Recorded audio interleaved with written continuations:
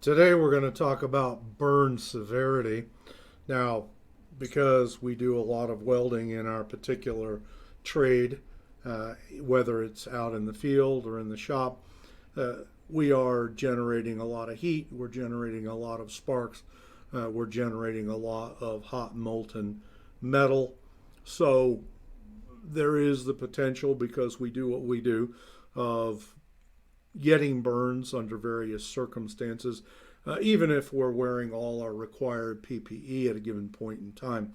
So, the purpose of this talk today is to discuss burn severity so that when you do receive a burn, under whatever circumstances you do, you can assess what kind of burn it is, how bad it is, and you can know what kind of treatment to give it. Now, burn injuries are common both at home and in the workplace. The American Burn Association states that there are over 40,000 hospitalizations each year due to burns. There are a few types of burn injuries, and the severity of burns is classified into three different levels. These levels are first degree, second degree, and third degree. There is a fourth level as well, but we're not going to get into that in this particular discussion. So, let's talk about level of burn severity. First degree, these burns are considered the least serious out of the three levels of severity. They affect the outside layer of the skin, the epidermis. The burn site's red, painful, dry, and with no blisters. A mild sunburn would be an example of a first degree burn. There are usually no long term effects to the skin or body resulting from this level of burn. Then there's the second degree burn. These burns involve the epidermis and part of the dermis layer of skin. The burn site appears red, blistered, and maybe swollen and painful. There's sometimes when we're welding, especially if you're using flux core, something that generates a lot of heat, and sometimes you will even receive a second degree burn through the glove because of the amount of heat that you're being exposed to as you're doing that kind of welding.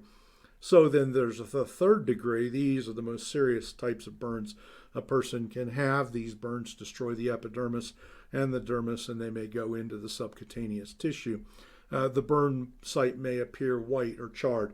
Sometimes pieces of slag that get through our PPE, or something like that, hot balls that come off the welding.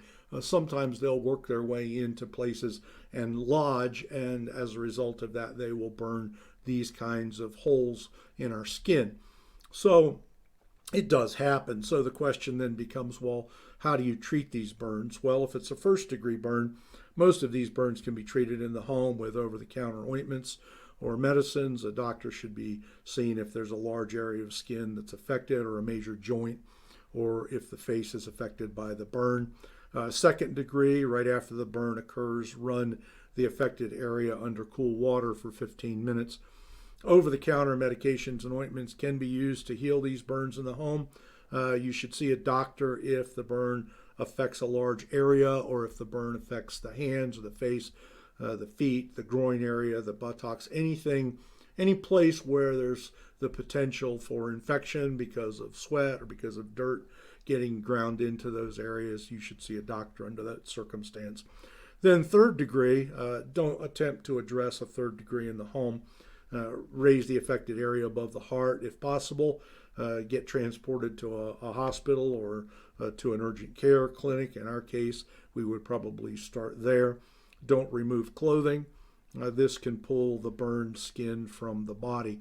So then it's important for us to understand the different level of burn severity and the necessary treatments. Sometimes third degree burns are less painful than first and second degree burns because there's damage or destruction to the nerve endings.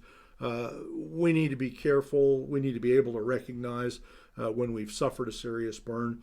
And if a serious burn does not get treated properly, it can result in permanent scarring or disfigurement or infection.